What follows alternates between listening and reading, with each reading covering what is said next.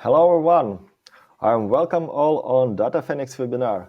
Today we will speak about infrastructure, and with us Andrey.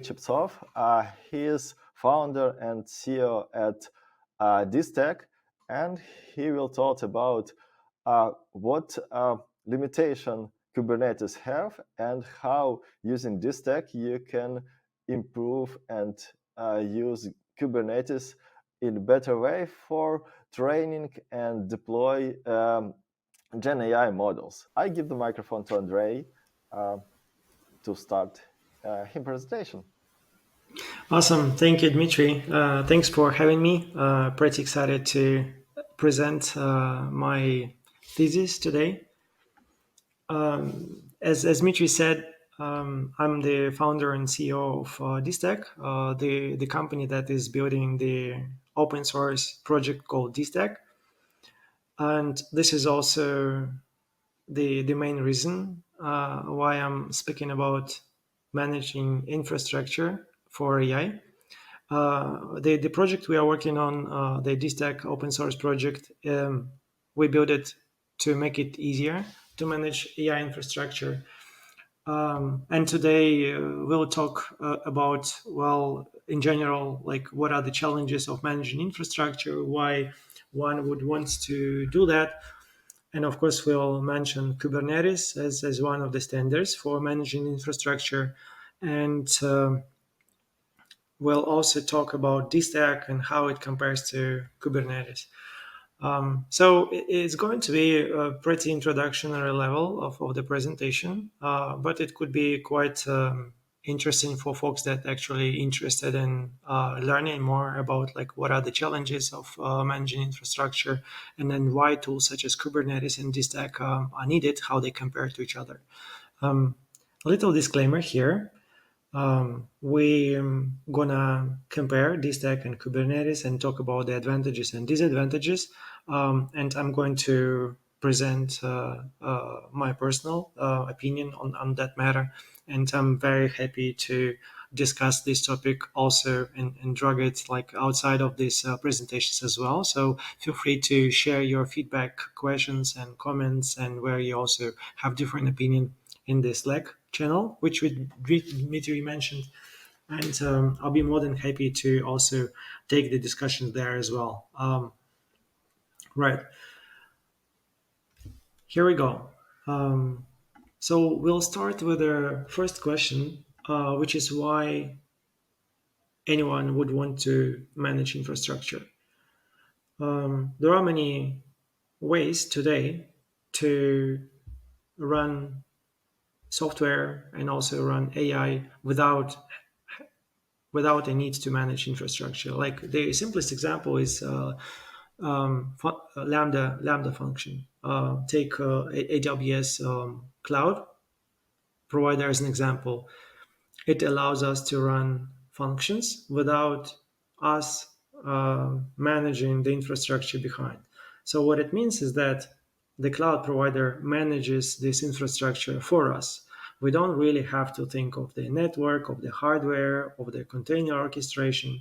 All we need to think is what code we want to run, and we let the provider do the rest. This is pretty powerful concept, of course. It's called serverless, and it doesn't mean that there are no servers. Of course, there are servers behind. It means that somebody else manages these servers.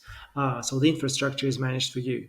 And this comes, of course, with many limitations. And if you are familiar with Lambda, then you know how many limitations actually Lambda function puts, like in terms of like what hardware you can use, what memory, and what kind of code you can use. Even being flexible, there are many limitations. Not just what you run and how you run, but also how it is priced and how it scales. And serverless is a great technology to start with, typically, but as you scale, there are so many nuances that you really may want to understand how it works behind. Another good example of serverless is services such as OpenAI, especially in the AI area. When you are using a model, for example, that is provided by OpenAI or similar provider, you also consume the service as a serverless service. Means that you don't manage any service behind, which means that the provider actually manages this infrastructure for you. And the easier it is for you to use such a service, the more complicated it is for the provider to manage it. So, and that's the compromise. You compromise their simplicity and ease of use for other things that you cannot manage. And here comes the question. Okay, so then why one would want to manage own infrastructure, and especially in the case of AI. So there is no single answer to that question. There are many different aspects, and I'd love to basically go through all of them, even though they are totally separate ones, and some of them are just orthogonal to each other. First one is of course the control. For example, if you are using the OpenAI model, you depend entirely in terms of the model behavior and how it works internally on their provider. The provider promises you to offer that model, but you cannot have any control over that. So imagine that your business depends on the behavior of the model. Then there is a risk if anything is changed by the provider. You don't have that control. So basically, you put your business at risk. And this is why more mature companies actually want to have a control over the behavior of the model and how it works inside, or over the infrastructure which is used, over the protocols that are used. Second thing is customization. Again, we'll use pretty same example all the way.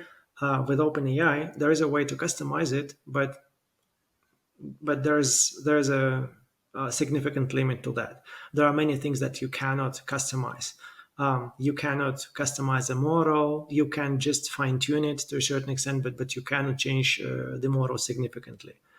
And this could be one of the reasons for managing own infrastructure, if you'd like to have a control over the model behavior and being able to customize models or serve entirely custom models. Privacy is also an important topic, even though serverless providers have a lot to offer in terms of the privacy. Of course, when you manage your infrastructure yourself, you have a lot better leverage there. And this is also one of the main reasons why companies choose to manage infrastructure themselves. Then cost is a interesting aspect. When you are using a serverless provider such as OpenAI or Lambda, typically they offer you pricing per usage.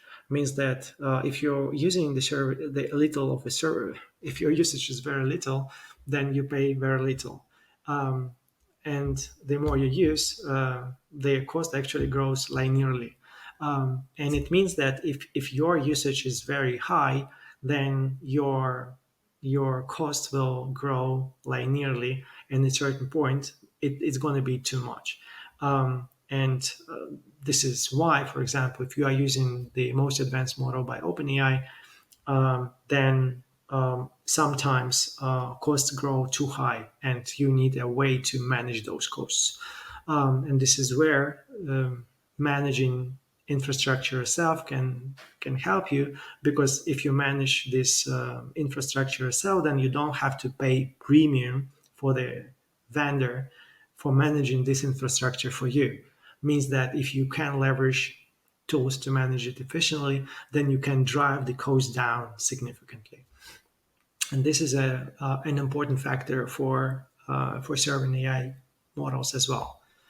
And finally, dependencies. When you are using a serverless service, you highly depend on the particular model. or on a particular provider. And if something changes, you'd like to switch between the provider, there is a risk that it's not going to be an easy one. When you are managing the infrastructure yourself, you have entire control over the dependencies, and you can choose which tools you use, which models you use, and etc.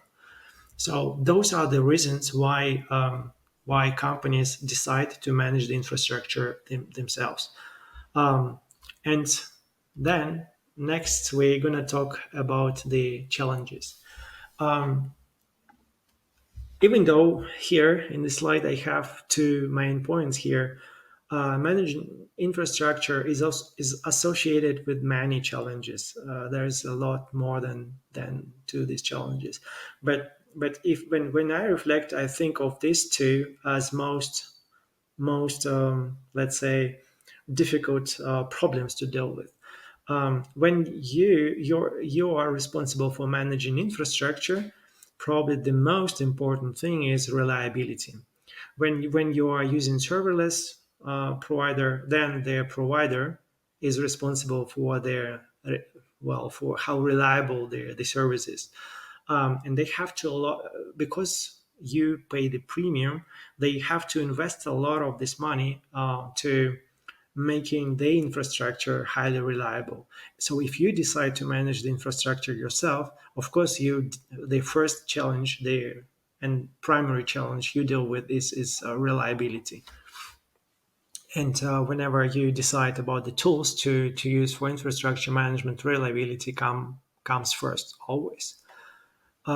Second topic typically being discussed when infrastructure is being discussed is portability. So why is that? When you manage infrastructure, again, you don't want to be dependent on a particular vendor. And if you decide to switch their provider, then it's a big risk that your business will basically be hurt. That's why it is important when it comes to managing infrastructure to use tools that offer you portability. Portability means that you can switch between providers without losing anything. Right. So those are two challenges. Of course, there are many more, and maybe if we continue that list, I would also mention complexity. Infrastructure is a complex topic. There are many things to take care of. Like for example, reliability. We can split it into network, hardware, software, security, and many things. And that is why it's not something that you can handle entirely yourself. It means that you have to rely on tools for that, on the tools that reduce the complexity and abstract out this complexity for you. Right. And there is no surprise why Kubernetes is such a popular tool. If you haven't heard of it, Kubernetes is an open source tool, most common tool for managing infrastructure. And like I said, there's a very simple reason why this tool is so popular.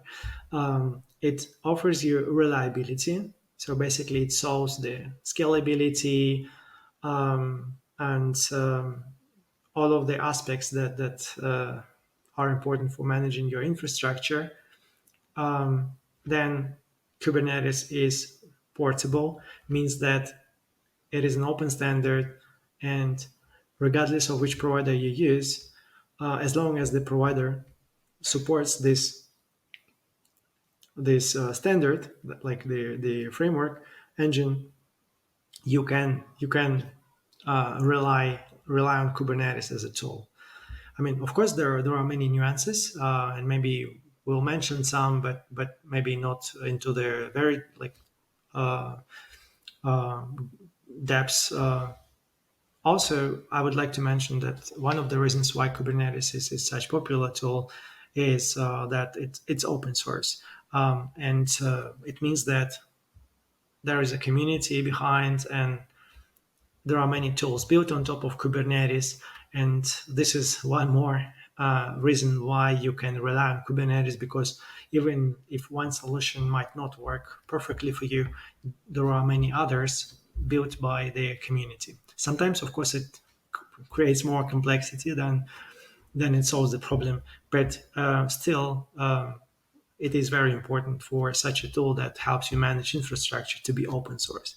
So to recap, think of many providers: AWS, GCP, Azure, and many others. All of them are quite different. However, because they support Kubernetes, it empowers your DevOps team to reliably manage infrastructure. So that's a super powerful concept, right? Um, of course, there are challenges of using Kubernetes, and of course, there are challenges of using Kubernetes for managing AI infra. And typically, when we speak about Kubernetes at like events, there are always people that come after the talk or during the talk and say, "Look, Kubernetes don't have challenges. Like it's the best tool, and you just don't know how to use it," which is fair. However, I still like to basically have this discussion over like what are their challenges there are like that people see there, and I'm certainly sure that when it comes to AI, there are many things that are not optimal, and it is important to basically speak about these things. One thing which makes it challenging for using Kubernetes for managing AI infra is that in the first place, Kubernetes is built to deploy software at scale.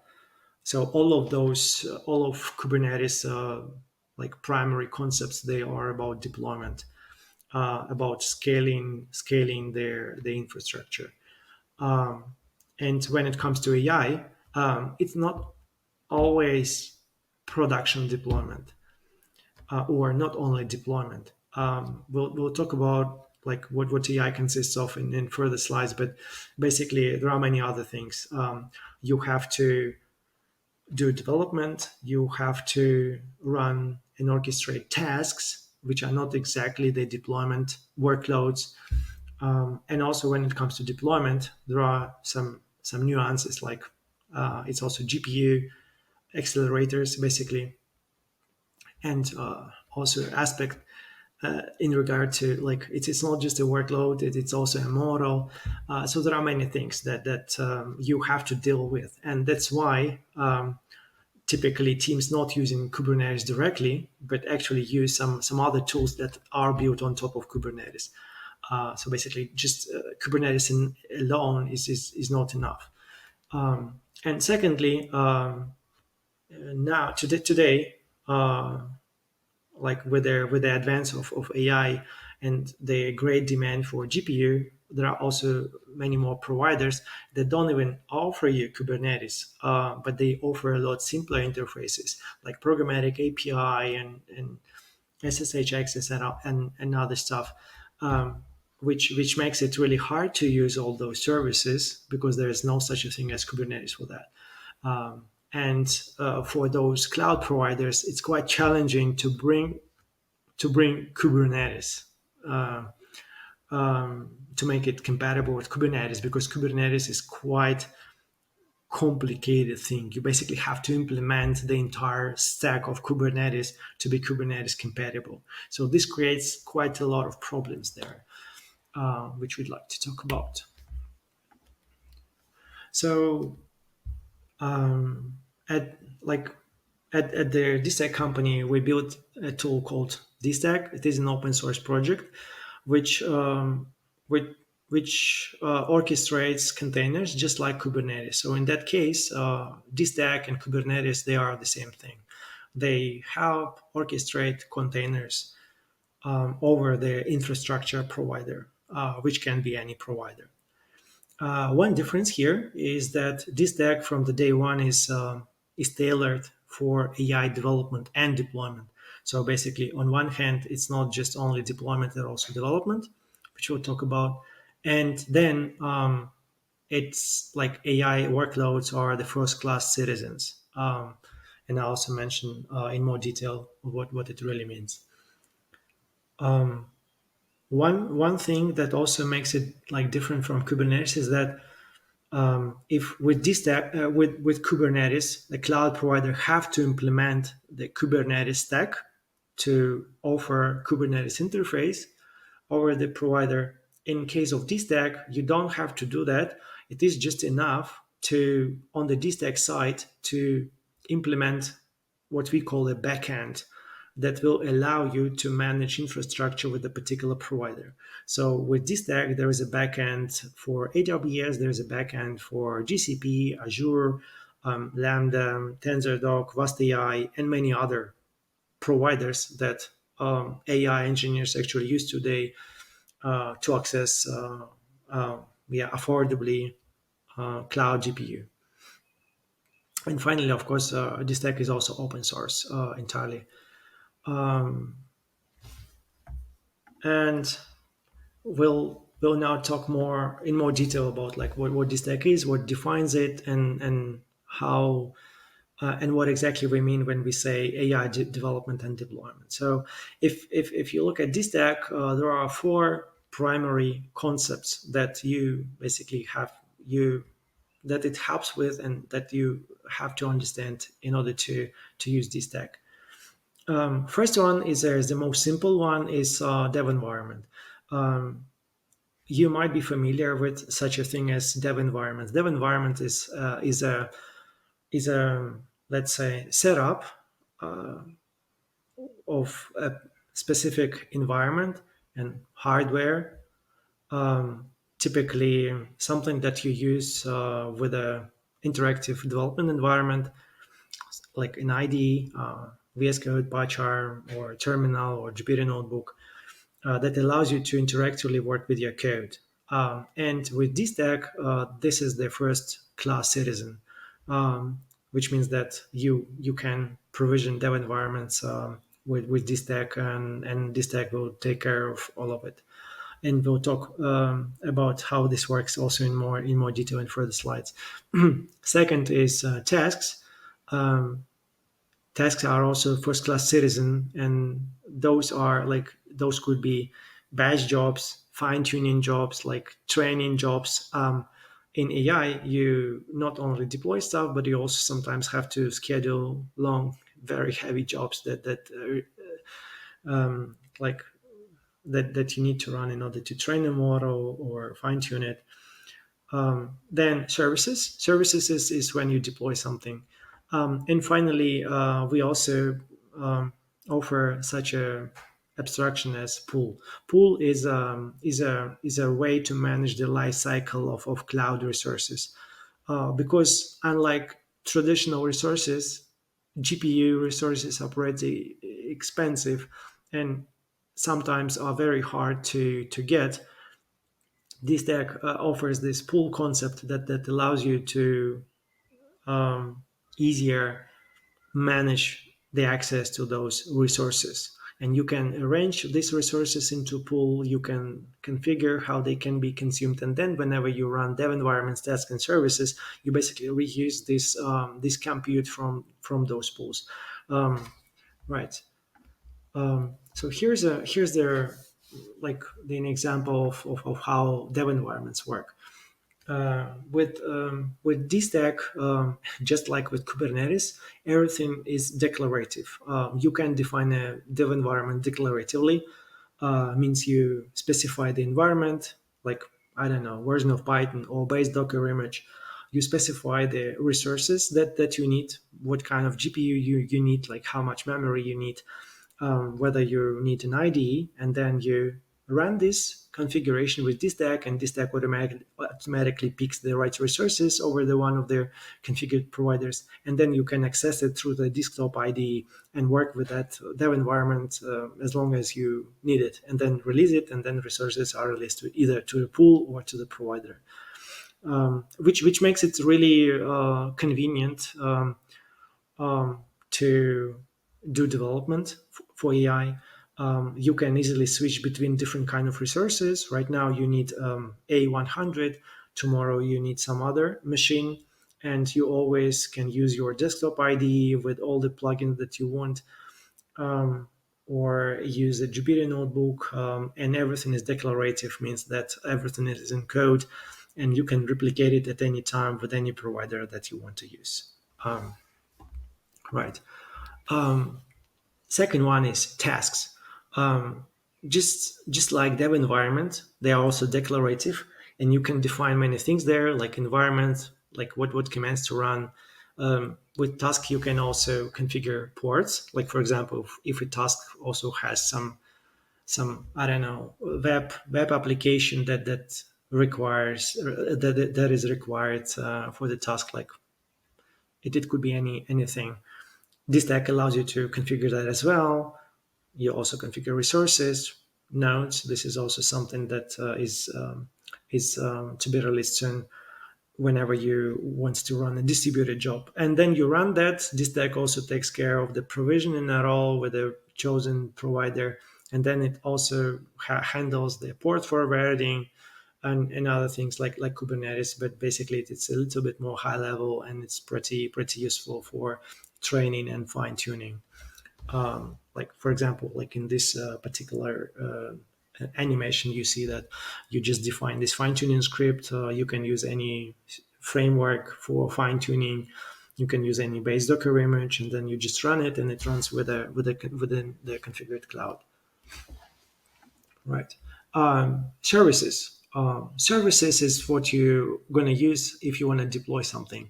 It could be a web application, it could be a model, it could be an API, whatever. Again, you configure their environment, you configure the required resources, commands that you want to run, and great thing, just like with Kubernetes here, is that you can use any serving frameworks, because this stack is just a container orchestration.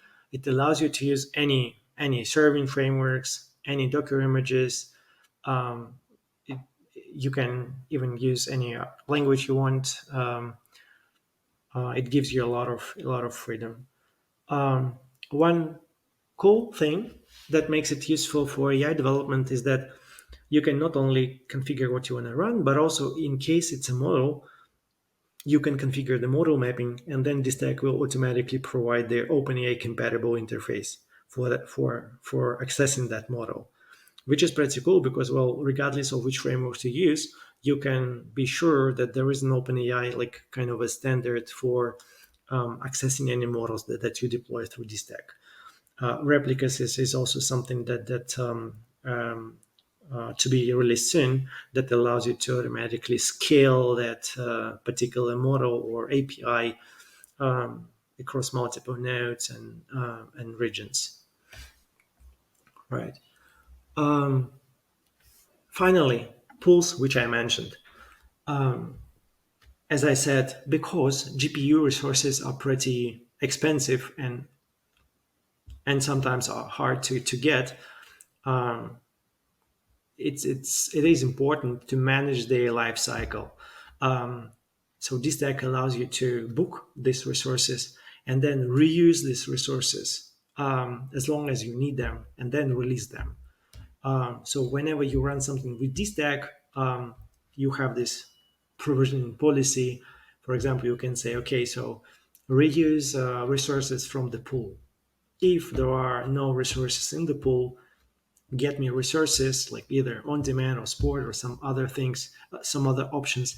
And then this deck will first provision that resources, it will add it to the pool, and then you can run anything you want, be it dev environment, task, or service, using these resources from the pool. A good example when this is important is, let's say you have an AI project. and you know that you'll be working on that project for, let's say, a week or a month, and then you want to ensure that for all that time you need access to, let's say, 10 A100 machines. So with Dstack, you can pre-book, pre-arrange those machines into a pool and then reuse them, being sure that anytime you run something, resources are there ready to be used. But also you can run things like on demand. If you don't have resources there, you just run something and this tag can provision those resources automatically. You can configure idle duration, for example, saying, let's say, run something. If I don't reuse the resource again within an hour, release it, and then you don't pay. And by doing so, you can save a lot of money. And just also to give one more example, let's say you are using Lambda Cloud or some other provider, and you need for your project 10 machines. You can book them in advance, like 5 days in advance or like one day in advance, and this tag will book it for you. Once they are booked, they are in your pool and they can be consumed at any time. So wrapping this up, and also to give you some rough idea what's going on inside this tech, and how this tech actually works inside. There is this tech server. This tech server is a piece of software which you can run anywhere, your laptop or in your cloud, anywhere. It's just a place where this tech stores the metadata and all the cloud provider like credentials. And then it also stores users and projects. You can configure multiple teams, and those teams will be like isolated projects there with this tech. Every project might have different cloud providers configured, and then you can use the CLI or API to run dev environments, tasks, and services. And this stack will use the basically configured backends to provision the infrastructure for you. And it also manages the state. In a way, it is similar to like Kubernetes. Just like with Kubernetes, you also have the CLI and or API. But then you configure cloud backends like AWS, GCP, Azure, other providers. And based on what you've configured, when you run something, this stack provisions that infrastructure in those providers. And every task, service, and dev environment are associated with the Docker container, which this stack orchestrates. For services, this stack also uses such a thing called gateway. Basically, with this stack, it's quite easy to configure the ingress traffic, basically allow to access those services from the internet. You can configure like a domain. This stack automatically set up their HTTPS SSL certificate. It also allows you to connect to any running workload through SSH securely. Doesn't matter where it is running, and that is it. Without, of course, going into much detail. So it's a very rough overview of how this tech works. It's just enough for you to run this tech server, configure backends, and then your your team can use the CLI and API to run dev environments, tasks, and services. So it gives you everything, pretty much everything that you need in order to do development and deployment of AI models. To recap, what we discussed today. So Dstack and Kubernetes are both orchestration engines. If Kubernetes is a general one, which is mostly focusing on deployment, Dstack is built in the first hand for AI projects. Secondly, this stack is more lightweight, means that it's much easier to integrate this stack with modern cloud providers. And this stack already supports many cloud providers, including TensorFlow, Vast, Lambda, and many other providers that don't even support Kubernetes. And there is an API to also extend support of Dstack with other providers. So if you are interested in helping bringing support for more cloud providers, you are very much welcome.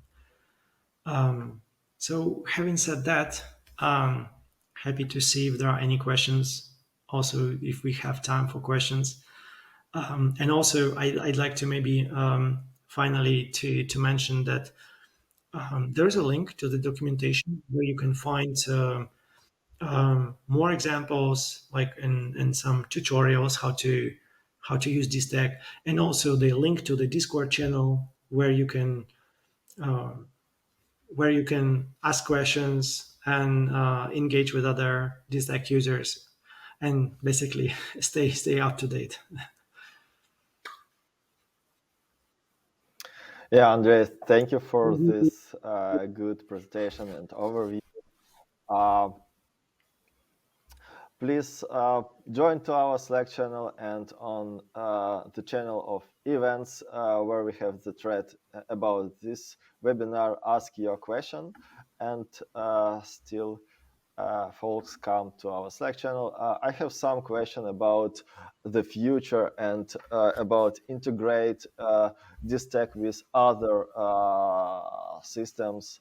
For example, if we want to use this tech locally and we have some local cluster with GPU and this cluster operate by Slurm, for example.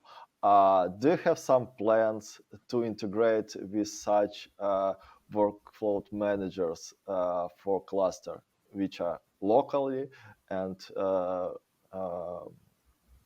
possible to use it local? Yeah, thank you, Dmitry. Great one.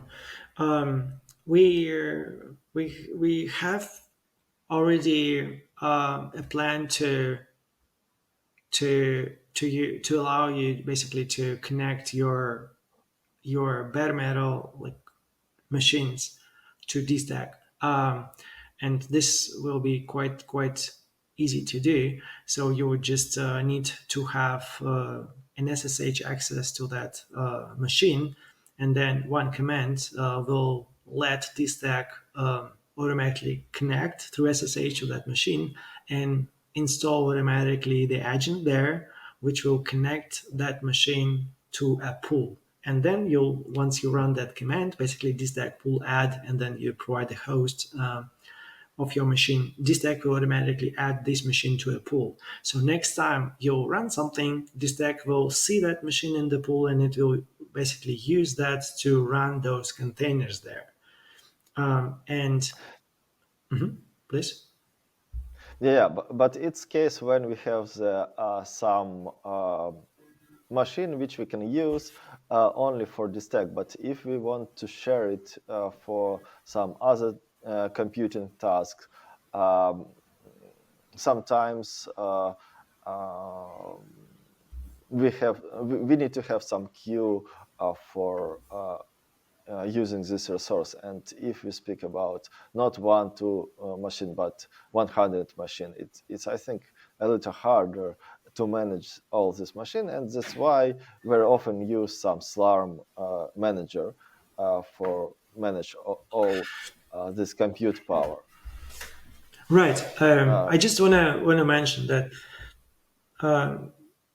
basically what I'm saying, like when you connect one machine to Dstack pool,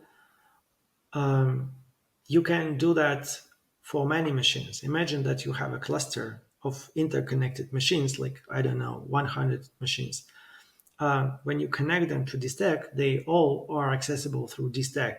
Means that if you run some distributed job, Dstack will mhm. be able, just like Slurm, to run that workload over that cluster. And that's exactly what Slurm does. Yeah, And this stack will take care of handling the queue of jobs and tasks. And in that sense, this is how we see this stack will help you do what you previously did with Slurm, but have all of those features that this stack offers out of the box. That's one thing. Secondly, In some cases, there are also like teams that actually already use Kubernetes. Just for those teams, we already support Kubernetes, and we allow to connect a Kubernetes cluster to Dstack. And for Dstack, a Kubernetes cluster is just a backend, a Kubernetes backend, which means that now, if you do that, you can reuse that Kubernetes cluster either through Dstack or through any other tools built with on top of Kubernetes, which makes it like a hybrid stack. Then you can use like side by side Dstack and other Kubernetes tools. Yeah, and if we speak about deploy model like in production and about scaling these models, do you support for now automatically scales and monitors which resource should be provided for a model which work in the production and serving by this tech? Or Um, do you have some plans for this? Because when, for example, I have only one node, it's will be better to have some parameters, in which case my infrastructure should scale. sure. And this feature is basically already planned for the next release, which will basically take place next week. So if you look at these tech services, what we add there will allow you to configure a range of how many replicas you actually want to allow for that service to use. And there will be a default of how it will auto scale it based on the load, but we'll also provide a way to adjust the scaling mechanism. So you'll come up with some rules of how to scale it and downscale it and upscale it. So basically, this tech will offer you an interface to upscale and downscale any service that you deploy. Yeah, I understand. Good. Please not miss your chance to ask also the question and join to our Slack channel and ask and write your question there. Still, for do this, I have more one question. You help to find more cheaper computer resource for your clients. But one the problem when you try to use different clouds, it's to send data between the between different cloud providers. So how you solve this problem if, for example, I have my data sets which I want to use for training in AWS, but you find for me better uh, price, for example, in I don't know, in Google or other computer providers. So how all will work in this case? Because sometimes the price of transfer data is very high. Right, right. So yeah, basically, this is one of the challenges that we actually want to solve with this tech. Uh, so one of the key problems with the AI infrastructure is their compute.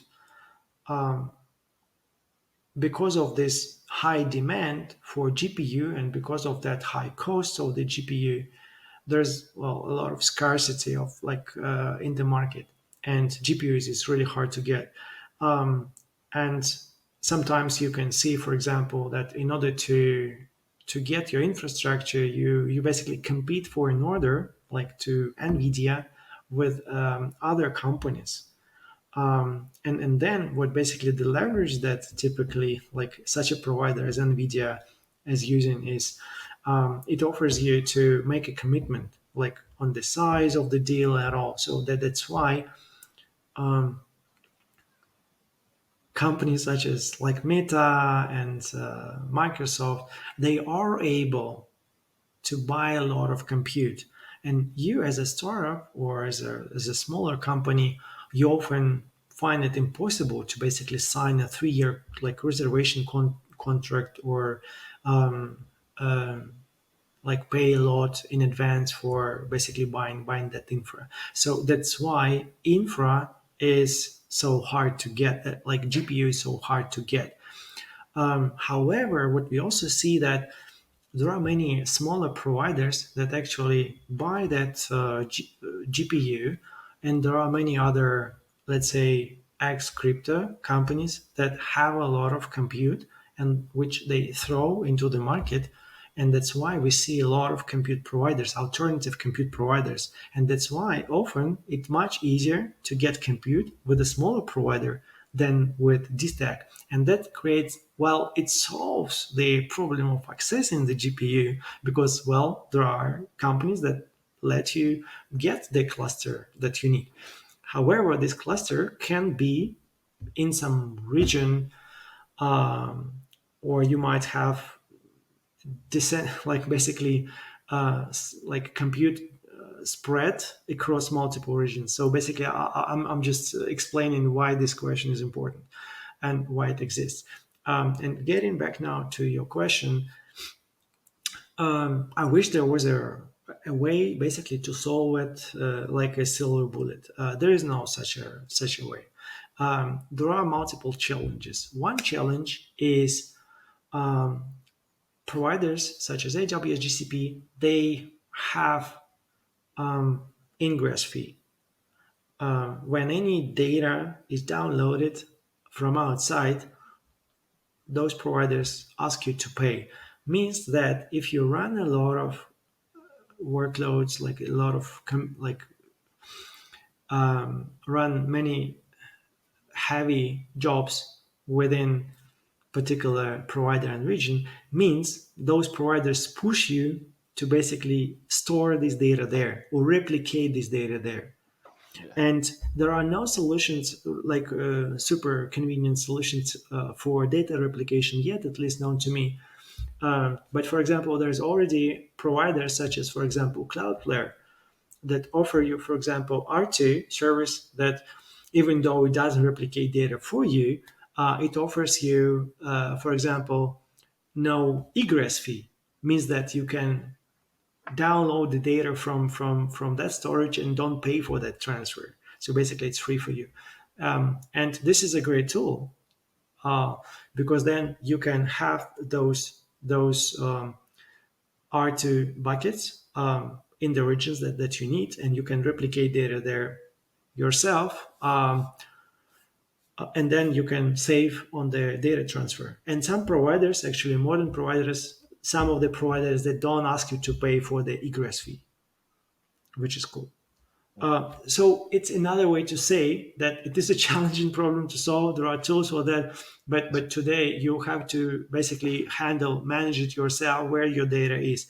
And of course, in most scenarios, that means that you have to replicate the data where is compute. And if you are using compute in multiple regions, you have to replicate that data in those regions. Yeah, I understand. Good. So I can say today, thanks for all who was with us on this webinar. Andrey, thank you for your presentation and sharing your knowledge. And I hope Dstack will growing and we will see and read more interesting news about your project. Hope in near future we will not only speak by internet and online, but maybe some time in the future we will do this offline. And thank you for all who was with us. We'll see you all on the next webinar. Thank you, Dmitry, and thanks everyone who watched this. So I invite to the Dstack Discord once more time. Looking forward to your questions, and yeah, have a good day, everyone. Yeah, if you will still have the question after this video, after that you will check the Dstack and try it, you always can ask it on our Slack channel or in Dstack Discord channel also. So welcome to our chats, and we will happy to continue discuss with you all guys on our channels. Yeah, thank you. Thank you. Bye bye.